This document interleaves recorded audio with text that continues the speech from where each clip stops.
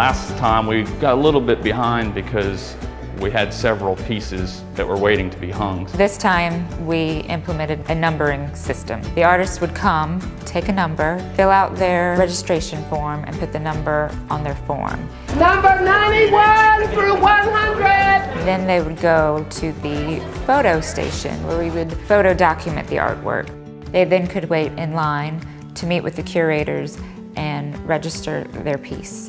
This was a all-hands-on-deck kind of situation. The exhibition team was very much on the front lines as far as organizing it and coming up with the general logistics of it, but the rest of the staff really helped flesh us out and make sure that things were flowing smoothly. I basically was helping manage the volunteers as well as just making sure everything was running smoothly, seeing who needed help, checking in with the curators.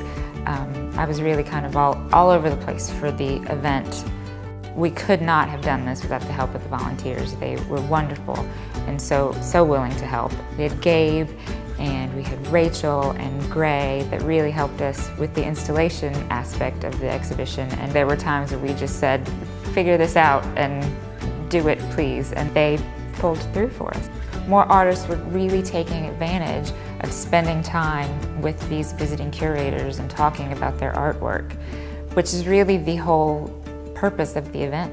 The curators were wonderful, and to be able to spend as much time as they did talking with close to 700 people is pretty amazing. I've juried exhibitions and I've guest curated at other places, but never on this scale with this many artists and this many objects. The fact that there were 4 curators working together and basically we all saw more than 125 each individually, it was just so great to see this amalgam of immense creativity in this region. What's exceptional about this is that we're not being asked to make choices. The great thing about this is that everything's allowed in the door.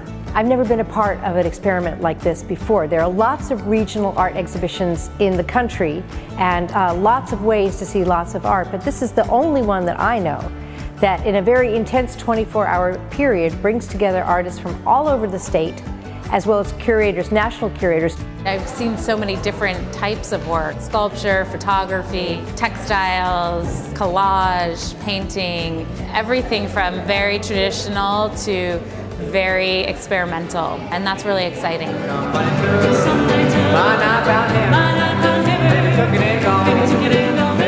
State of the Art of the State is an event. It's not just an exhibition. We had music, we had dancing, we had a burlesque show, our cafe was open, so the whole museum was just full of people for really the whole 24 hours.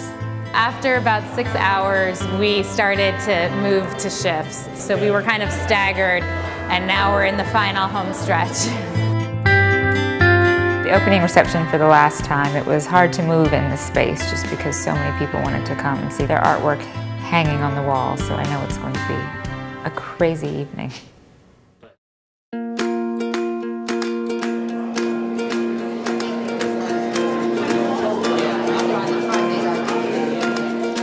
There aren't really other things like this that I know of in the U.S. That give a place, whether it's Wilmington or the state at large, an opportunity to really see itself reflected in the artistic life and visions of its residents. You have some people who have been supporting themselves as professional artists for 20, 30, 40 years. We have some artists included in this exhibition that we're showing the very first painting they ever made. And so to have that kind of variety in terms of where people are with their practice and what they're learning about themselves and their creativity is really great, because art for me is really about dialogue.